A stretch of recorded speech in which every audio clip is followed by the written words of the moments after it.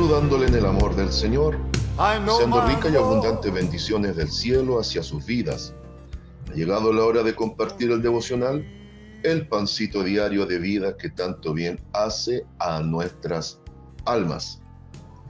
Hoy corresponde cerrar nuestra sección de un tema en 3 partes, y estos días el centro de la meditación ha sido la adoración.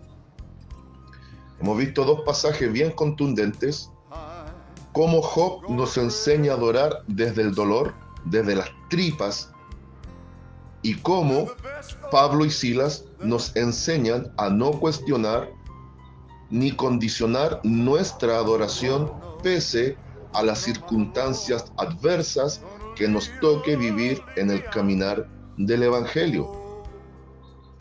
Hoy, en el cierre, en la conclusión, vamos a meditar bajo el título Una adoración sin formalismos. Una adoración sin formalismos. Y acompáñame a la Sagrada Escritura. Vamos a la Biblia y vamos a San Juan, capítulo 4, versículos 21 al 24. San Juan capítulo 4, versículos 21 al 24. Mientras lo busca, quiero dejar en claro algo.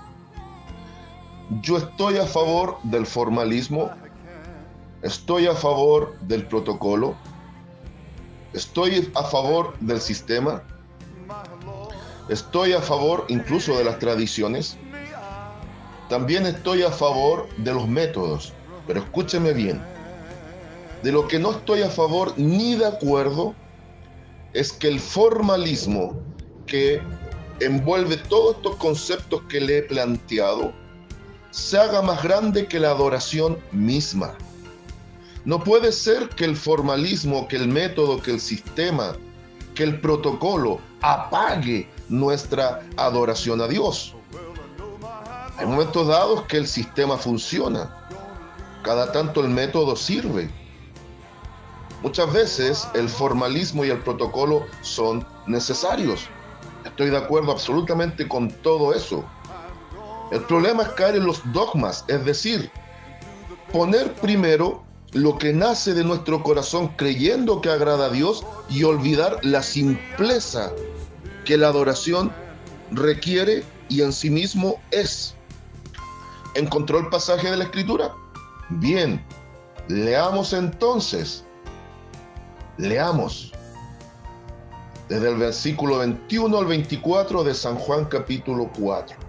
Dice así la palabra del Señor. Jesús le dijo: mujer, créeme, que la hora viene cuando ni en este monte ni en Jerusalén adoraréis al Padre. Vosotros adoráis lo que no sabéis. Nosotros adoramos lo que sabemos, porque la salvación viene de los judíos.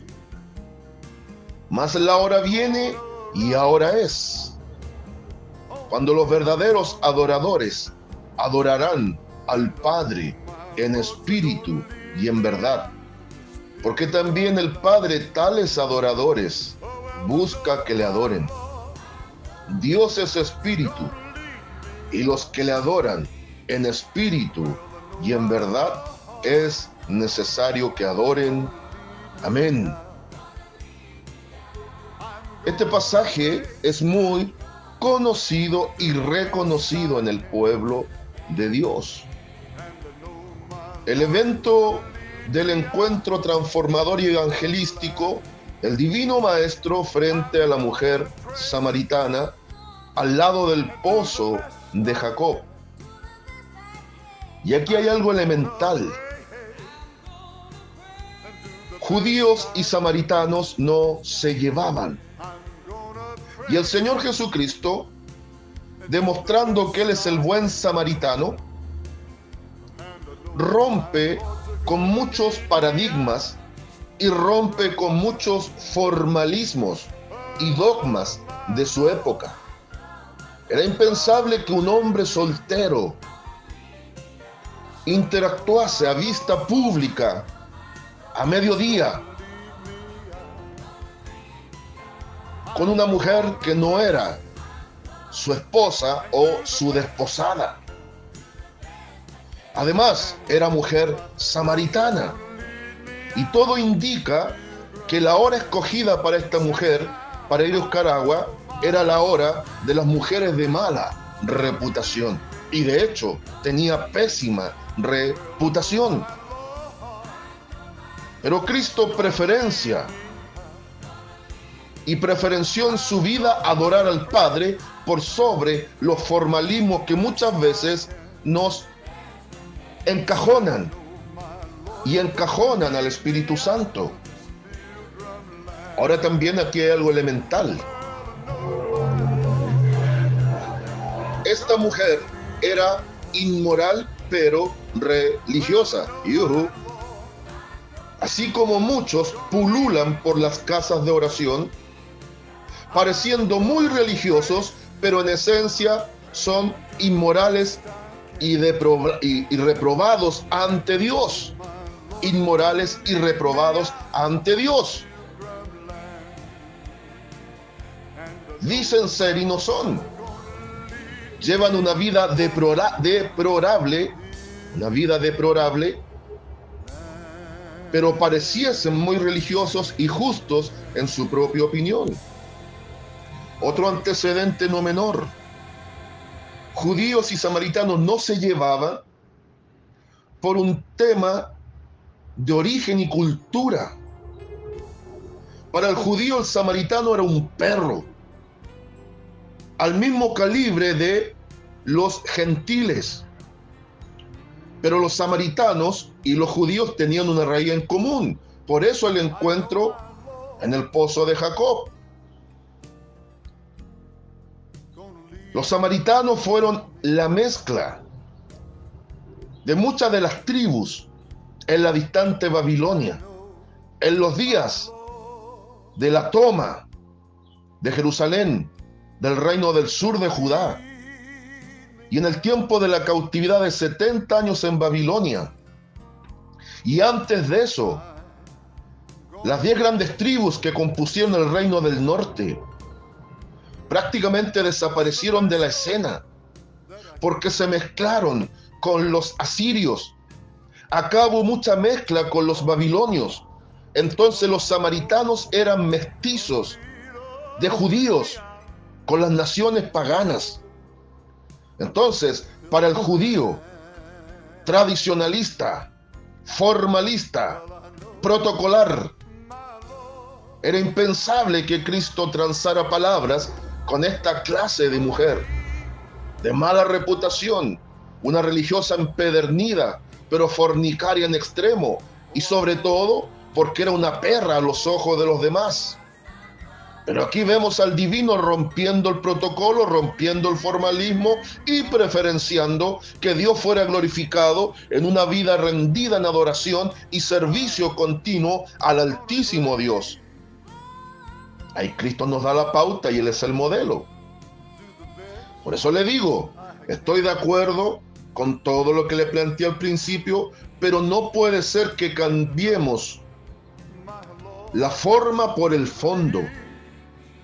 No podemos superponer nuestro formalismo, nuestro dogma, nuestra parte protocolar por sobre la adoración a Dios, que involucra incluso un servicio genuino sin ciertas consideraciones que son meras suposiciones humanas.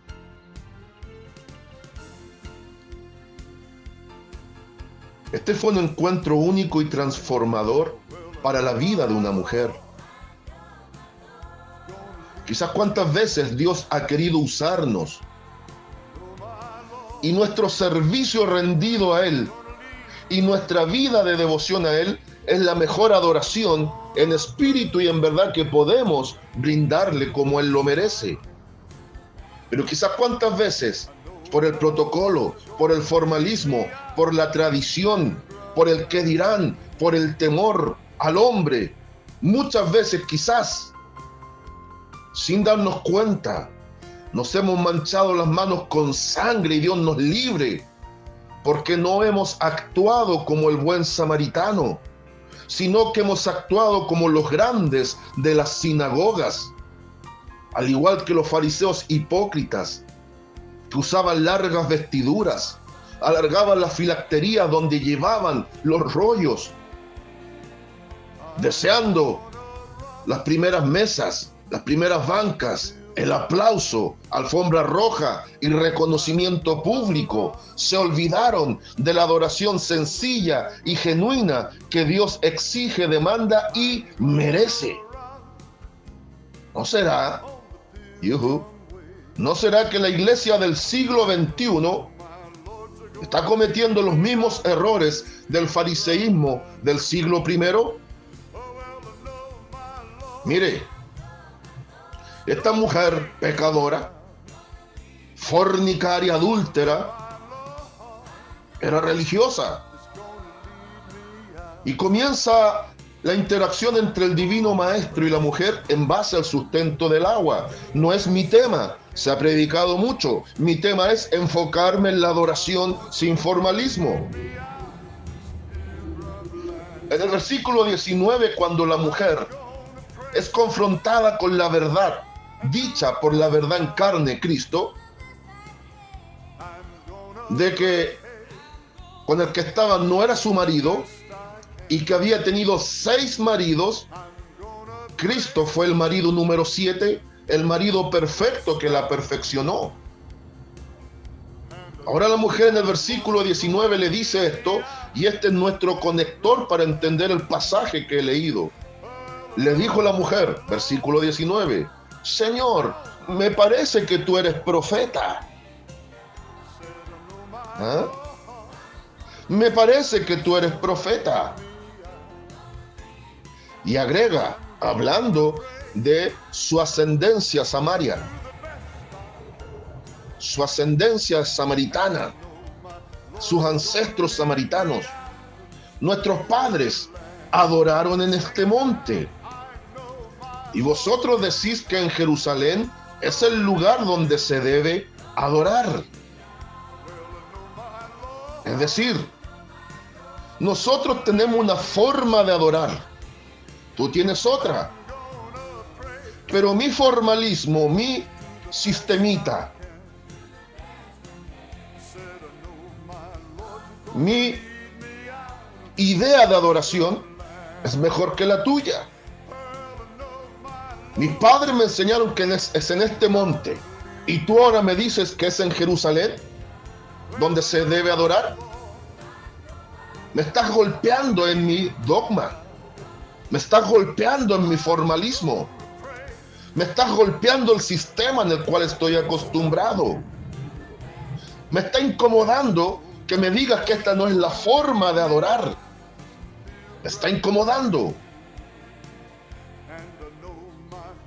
Y ustedes, los judíos, dicen que es en Jerusalén el lugar de la verdadera adoración. Lo que no entendía esta mujer, que así como ella y los samaritanos se habían desviado de la genuina adoración por formalismos baratos, esta mujer necesitaba conocer al que enseña la adoración genuina, simple y directa, pues conocía de la adoración que habían enseñado los fariseos al pueblo judío. Y el problema es que ambos estaban errados. Ahora, otro paréntesis. ¿Es que acaso, pastor, usted no está de acuerdo en congregarse, reunirse en una casa de adoración y de oración y ahí expresar adoración a Dios? Por supuesto que no estoy en contra de congregarse. Por supuesto que estoy a favor de reunirnos en la casa de oración. Y estoy de acuerdo en considerar nuestra pequeña casa de oración como un lugar muy especial de comunión, de adoración, de oración y de alabanza a Dios. Estoy muy de acuerdo con eso. Lo que no estoy de acuerdo, que muchas veces terminemos adorando al templo y no al Dios del templo, adorando mi sistema y no a la forma de Dios. Es más, jamás estaré de acuerdo que sea más importante un estatuto, un dogma, un pensamiento mío por sobre el fundamento bíblico. Todo lo demás se regula de acuerdo a la revelación de la Escritura. Y ahora Cristo, lo que hemos leído, nuestro Señor, le saca la venda religiosa a esta mujer hipócrita y malvividora. Jesús le dijo: mujer, créeme, que la hora viene cuando ni en este monte ni en Jerusalén adoraréis al Padre. Cristo estaba hablando anticipadamente del nuevo pueblo que se levantaría en el aposento alto en ese día de Pentecostés, donde el Espíritu Santo inauguró la era de la iglesia, la era de la gracia consumada en Cristo, donde la genuina iglesia de Jesucristo, esa iglesia que no tiene letrero ni nombre, que trasciende frontera, raza, sexo y condición social, esa iglesia, el conjunto de los lavados en la sangre de Jesús, sí entiende lo que es adoración genuina en espíritu y en verdad. Y le recalca el versículo 22. Vosotros, ¿quiénes? Ustedes, los samaritanos, los que dicen ser y no son, adoráis lo que no sabéis.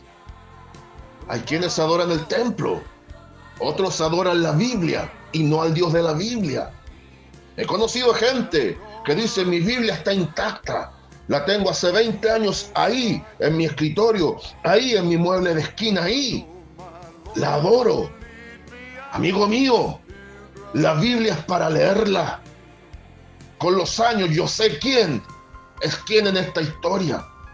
Prefiero ver una Biblia maltrecha, que me da testimonio que es un hombre o una mujer que quiere impregnarse de la adoración genuina en base a conocer al Dios de la Biblia. Otros se creen grandes en su propia opinión,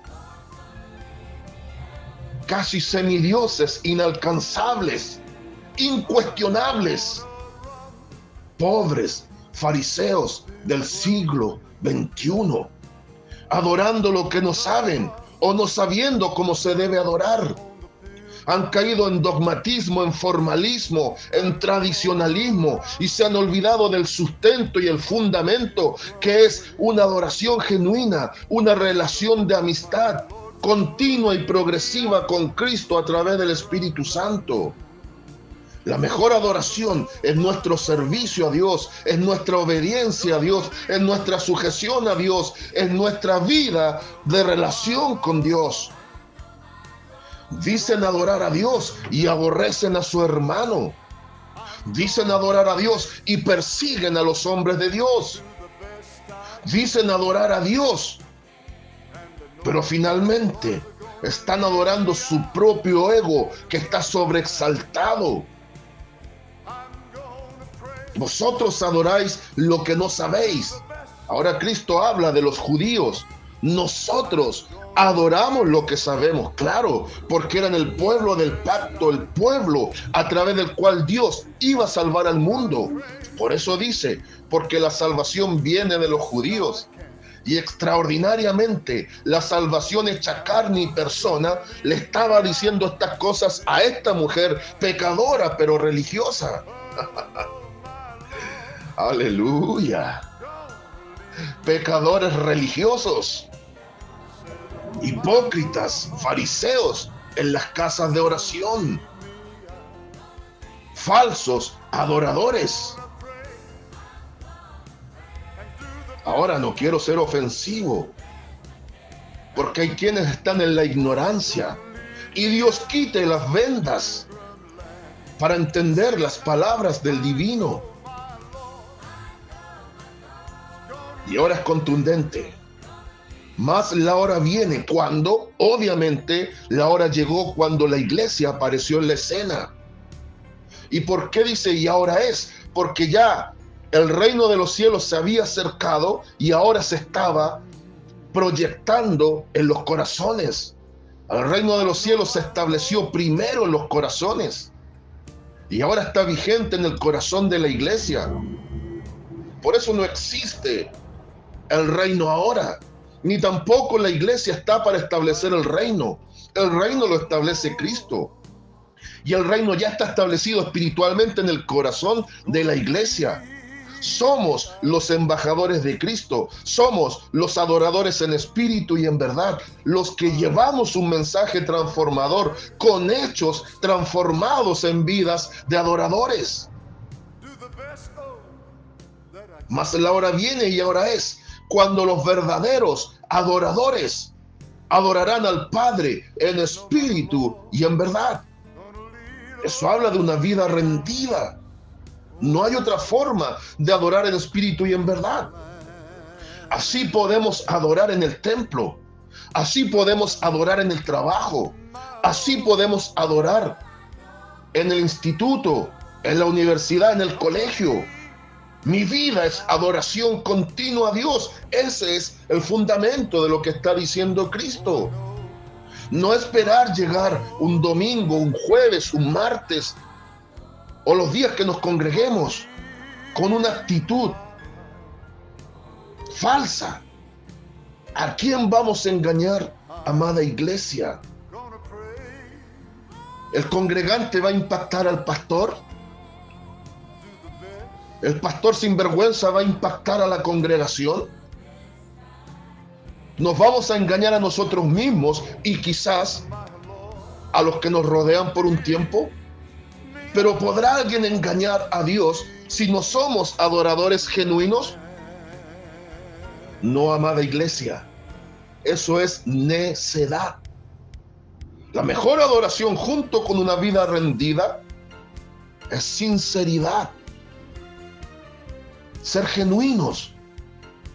Aquí no hay ninguno que sea perfecto. Somos perfectibles. Y si somos santos y justos es por un tema posicional. Cristo nos ha dado esa virtud, pero está muy lejos todavía de ser una realidad concreta en el día a día en nuestras vidas. Luchamos continuamente con el pecado. Cedemos cada tanto a la tentación. Tenemos un enemigo que nos hace la guerra. Hay un mundo que atrae todavía. Hay una naturaleza que está siendo transformada. Hay muchas cosas que se van a oponer para ser adoradores genuinos. Pero el adorador genuino sabe que no depende de su sistema, de su método, de su dogma, de su propia idea. Sabe que depende absolutamente del Espíritu Santo formando a Cristo en el corazón.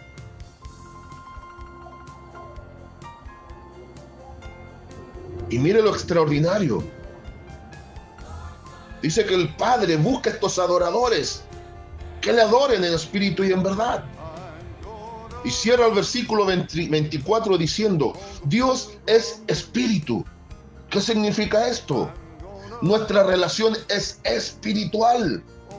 Por eso nuestra carne no quiere saber de Dios. Cuando digo carne me refiero al cuerpo y a nuestra naturaleza. Carne en Biblia se refiere al cuerpo como el vehículo del espíritu y el alma, pero también se refiere a la naturaleza bestial y a veces hasta diabólica presente en nosotros por causa del pecado. Nuestra carne no quiere saber de Dios.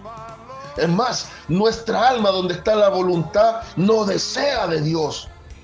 Pero nuestro espíritu, el soplo de vida que tiene conciencia eterna, ese sí que anhela de Dios. Por eso nuestra adoración debe ser a través de la guía del Espíritu Santo, usando la Biblia como la herramienta para conocer de mejor forma al que queremos y debemos adorar. Dios es espíritu, y los que le adoran, los que le reconocen por lo que Él es, los que aman la esencia y la naturaleza de un Dios de amor, pero que también es fuego consumidor, esos que han entendido quién es Dios en esencia, le adoran. Y es necesario que en espíritu y en verdad le adoren. Al cierre, a la conclusión,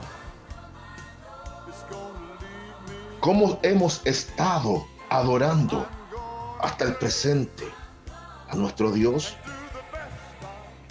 Primero por mí parto.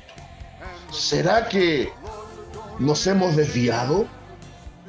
¿Será que Dios está exigiendo algo que la iglesia no está dando? Hay mucha alabanza en el pueblo, bien. Quizá hay mucha teología rondando por todos lados, lo cual es muy bueno. Quizás hay muchos métodos efectivos de irle crecimiento, perfecto, todo bien. Pero en esencia, ¿cómo está nuestra calidad de adoración?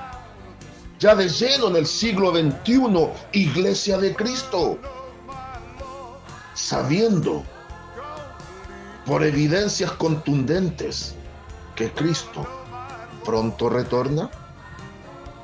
En eso estaremos meditando.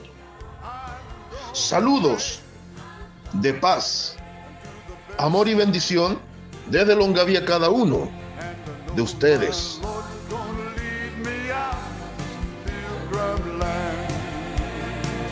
And I know my Lord's gonna lead me out.